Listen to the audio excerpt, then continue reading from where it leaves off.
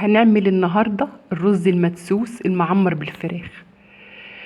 الرز المدسوس المعمر بالفراخ لازم تخففي عيار الرز علشان خاطر يستوي حلو. اعملي حساب ان الفراخ بتاخد مساحة في الصينية او في البرام اللي انت عاملاه، وما تكتريش قطع الفراخ اللي انت حطها في الصينية.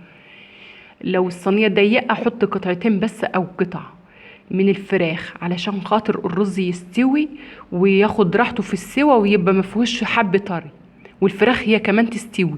الصينيه معاكي واسعه وكبيره حطي فيها قطعتين تلاتة، المهم ما تضيقيش في الفراخ في الرز المدسوس علشان تستوي وتاخد راحتها.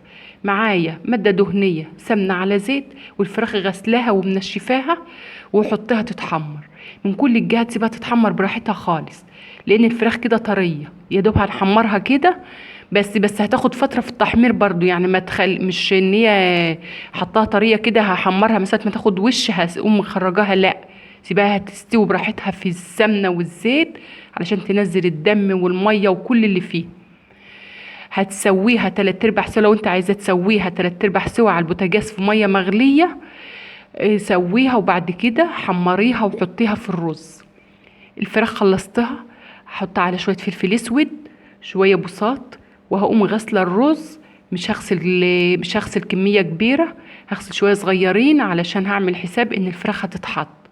هغسل الرز احط له شويه الملح بتوعه، وهيبقى عندي اللبن على الميه. هتعملي في الفرن الغاز يبقى اللبن عادي ما هو السخن، هتعملي في فرن البوتاجاز اغلي اللبن قبل ما تحطيه علشان نار الفرن البوتاجاز متبقاش عاليه، فعلشان الفراخ تستوي والرز يستوي ما يعجنش يشرب اللبن وهو لسه ما استواش هو والفراخ.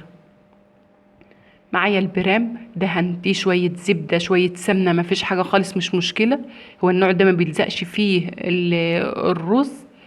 الفراخ وزعها فيه، بس سيبي فراغ كبير بين القطعه والقطعه علشان الرز يستوي والفراخ تستوي براحتها، لانك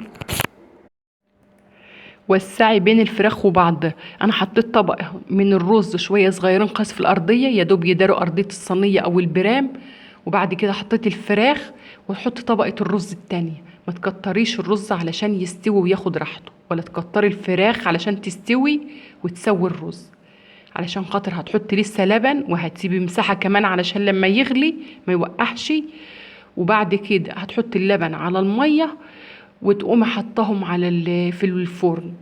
هتعملي في فرن البوتاجاز، سخني الفرن من قبلها، او الفرن الغاز او البلدي التلاتة يولعوا من قبلها، يعني تولعي الفرن من قبل ما تحط فيه الحاجة ايا كان انت حاجة هتعمليها في الفرن. عند الفرن ولعته عشان الدخان، وحطيت بقى الرز. هو الحاجات السمراء اللي على الوش دي هي فلفل الاسود اللي كنت رشاه على الفراخ. انت حطيت له ملح وحطيت له سمنته وحطيت الفلفل الاسود، الفراخ ظبطي الدنيا وقومي حطاهم بقى في الفرن. علي النار، اول ما ياخد وش والرز يغلي معاكي قومي موطيه عليه خالص وسيبيه بقى يستوي كده على الهادي بالراحه خالص كده. هتلاقي الرز الحبايه استوت والفراخ استوت وريحته جايبه من اخر الدنيا، وبيبقى طعمه لذيذ. الرز المدسوس بالفراخ او باللحمه بيبقى طعمه جميل. الفلفل الاسود ده بيديله نكهه تانية خالص، يعني الفلفل الاسود مع الفراخ او اللحمه في الفرن مع حته زبده بيخلي الرز عجب.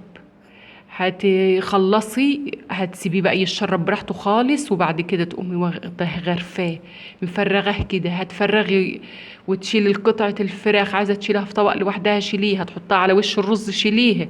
الرز مستوي، الفراخ مستوية، طعمه لذيذ. هو ده كان فيديو النهاردة، واشوفكم في فيديو جديد.